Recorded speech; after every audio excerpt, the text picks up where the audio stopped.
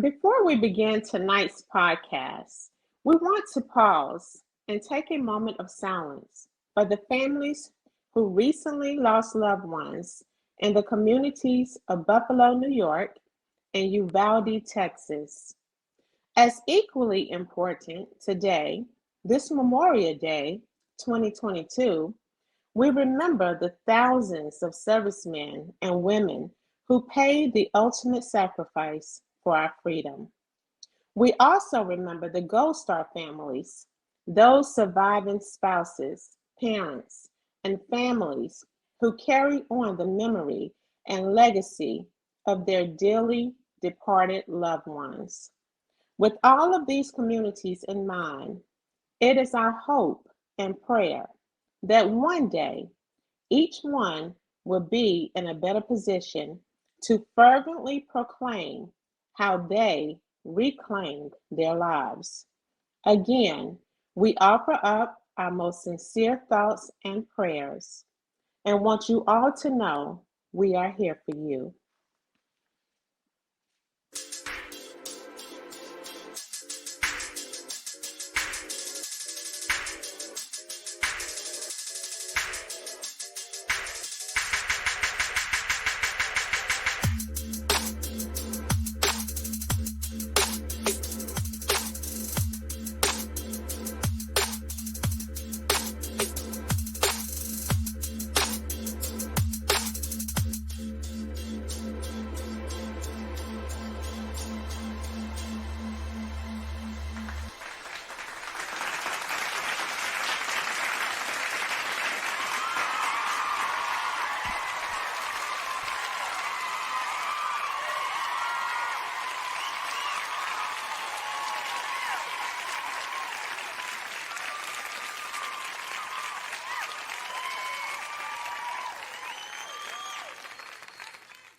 Good evening, beautiful people. Welcome to Reclaiming My Life, where we talk about trials and trauma that we've experienced but overcome and reclaimed our lives. Please meet the co authors of Reclaiming My Life, Dr. Tiffany Tyson. Good evening, everyone. Thank you for joining in and tuning in with us tonight. Miss Tabitha Chansey. Hello, everyone, and thank you again for joining Reclaiming My Life. Ursula Jones. Good evening, everyone. Thank you for joining our Reclaiming Our Life. And Miss Joanne Bellamy. Good evening, everybody, and thank you again for joining us for Reclaiming Our Lives. Awesome, awesome. Beautiful co authors, my chain breakers. We are so excited to be here this evening. Tonight, we will be talking about being promiscuous and heartless. And our presenter and moderator for this evening would be none other than the lovely Miss Tabitha Chansey.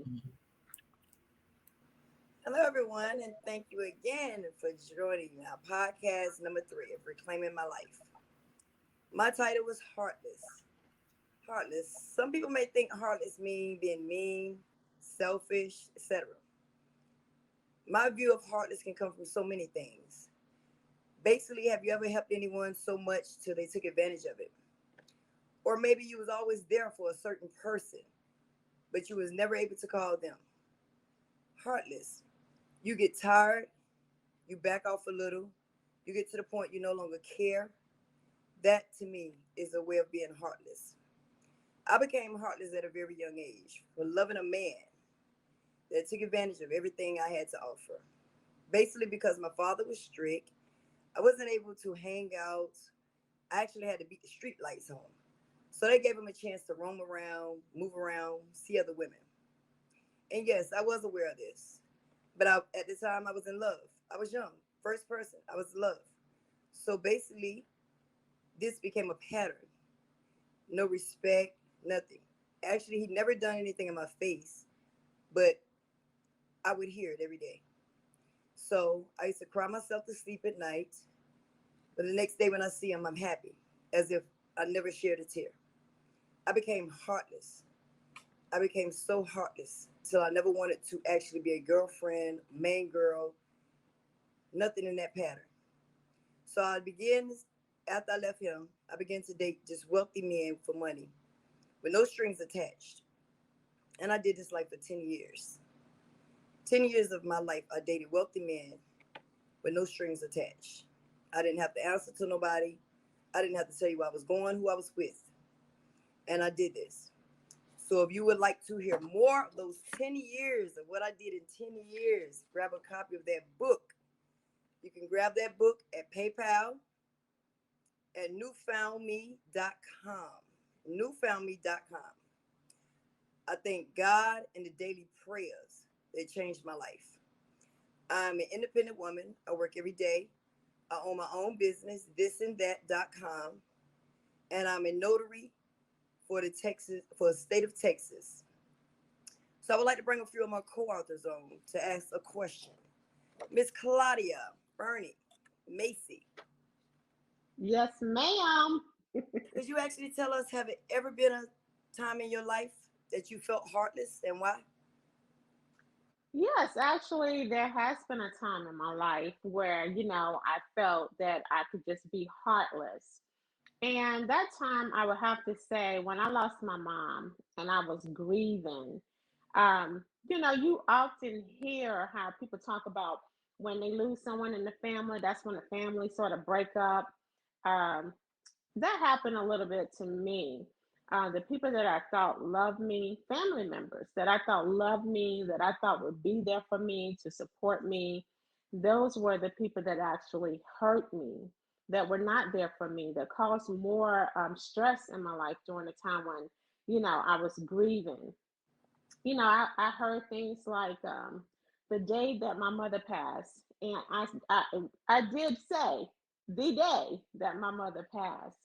Um, my cousin, who was my best friend, she actually showed up and she said, "You better be glad I love you because I canceled my massage appointment." And although I know that she did not mean it like to really hurt me, but the timing of it, and when it was addressed, she got upset. You know what I'm saying? And it caused a lot of friction between us. And I really became heartless because I had to go through a time of grieving. And some days I didn't know if I was grieving the loss of my mom or if it was just that I was just angry at that situation. So that was a difficult time in my life, and it did make me feel heartless. Understandable.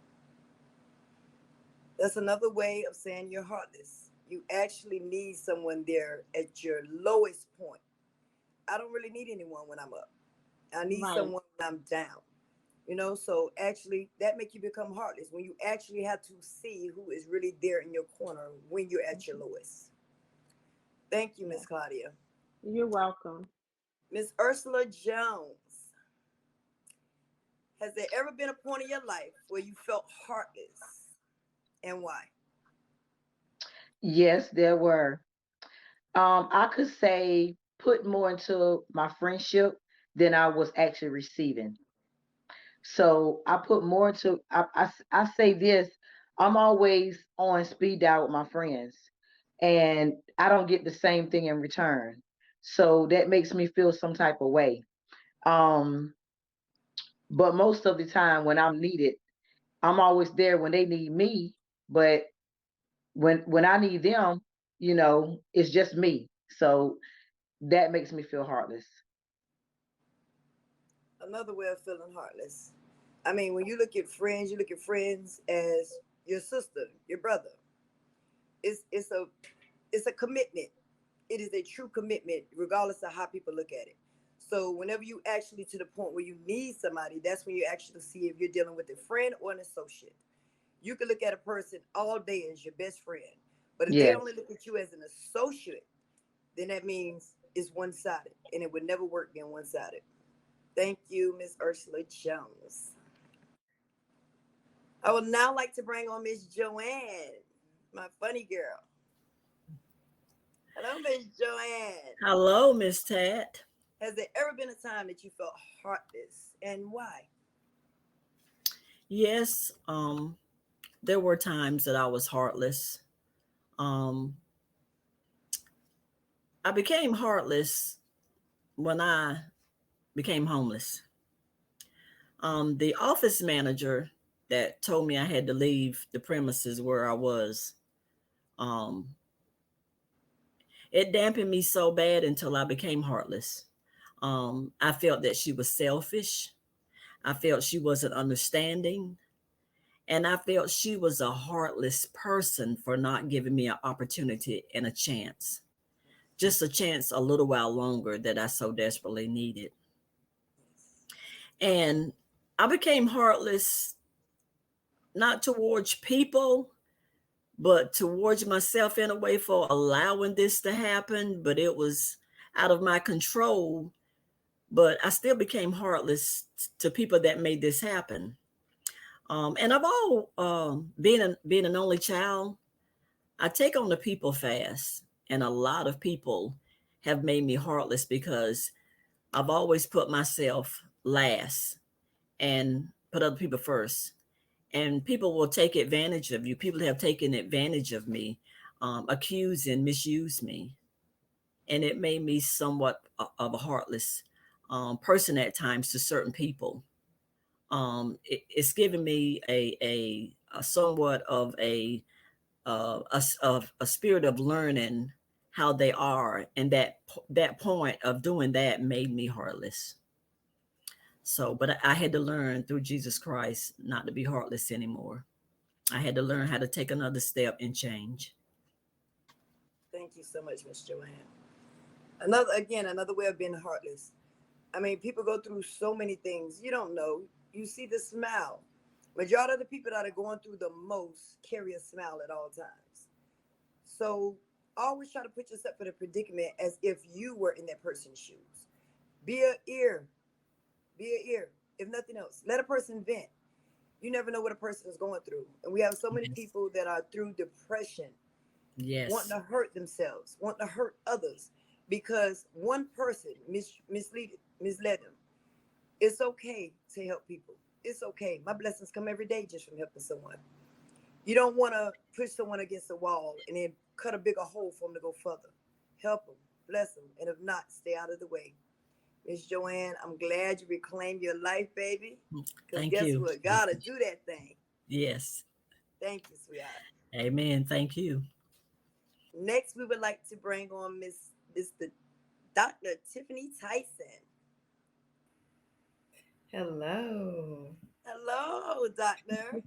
Being that you are a doctor and things, I don't know if you ever been through the thing of heartless, but I'm thinking everybody has been through at least one time in their life. So have you ever witnessed a part of your life where you were heartless and why?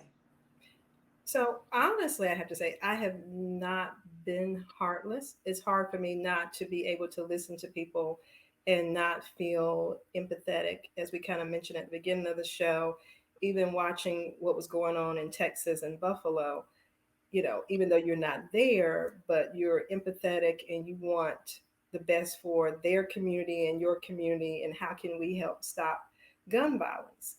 But through my experiences with relationships and friendships, what I've learned to do is protect my emotions. And as people, we have to learn to protect our emotions. And there's a couple ways to do that. Number one, stay away from people that are trying to hurt your feelings, like saying negative things. Like Miss Claudia said recently, the lady came to the funeral and said, I'm only here. I stopped my massage. That was hurtful. Or someone that talks down to you, that says that you're too fat or too small, or why can't you just be like, Jennifer, my other friend Jennifer. These are hurtful things. People, things that say, things that bully you.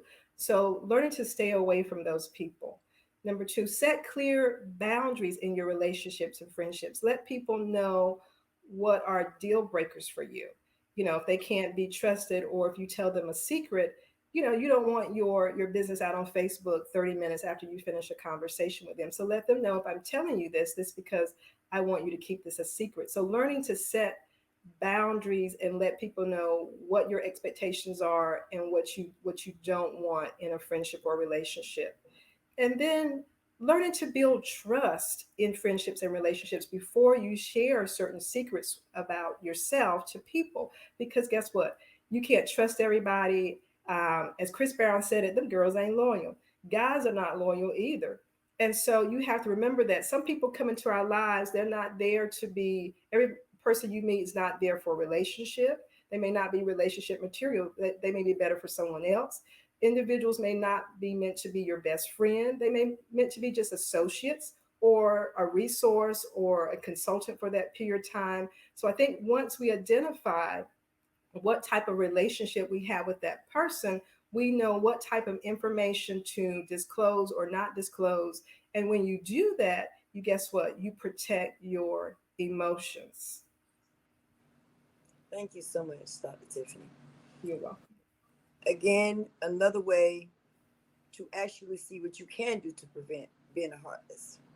We have a lot of people that take advantage of people. We have a lot of people that actually don't care about the feelings of others. Anytime I decide to make a decision about anything, I always think about what if I was in that person's shoes. That's how I base my answer. Anything that I do, I always try to base my answer off of what another person is going through. If I can't help you, I'm not going to harm you at all. If there's nothing I can do, I'll get out of your way. So we also have to know that whoever you're dealing with, if they don't have any type of respect for you, they're not for you. We always have to keep in mind that you can get on your knees daily, not just in the morning and the night.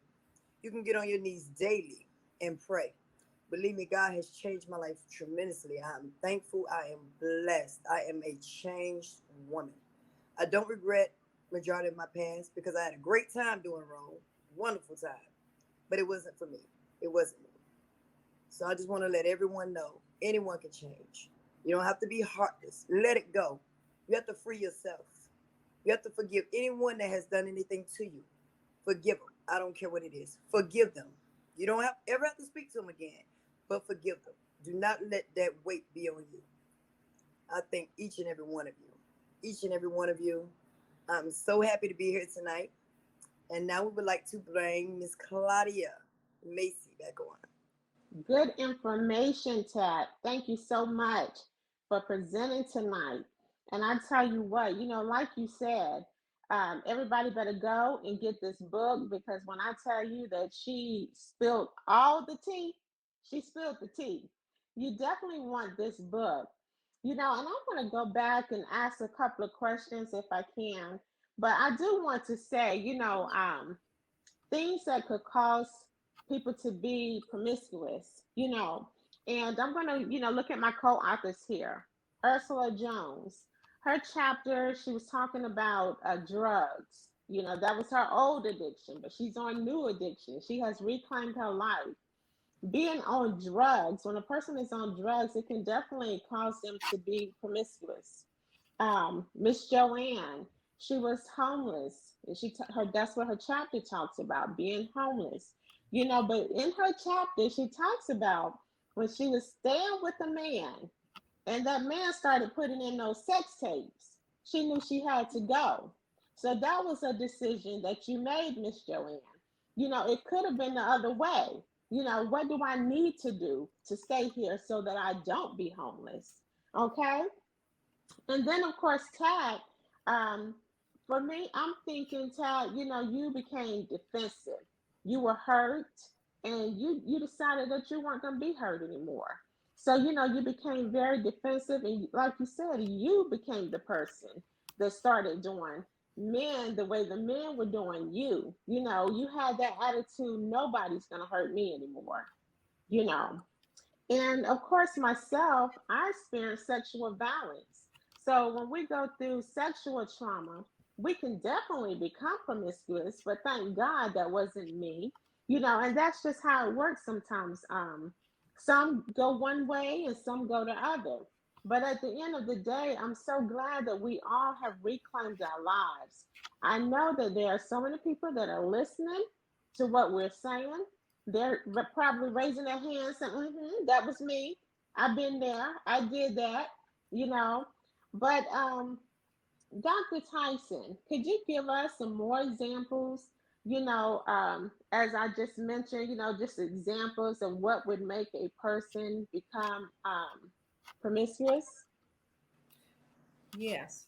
So, for instance, like you said, someone that's experienced trauma, if they've experienced sexual violence or domestic violence, it depends on what type of also environment that they grew up in.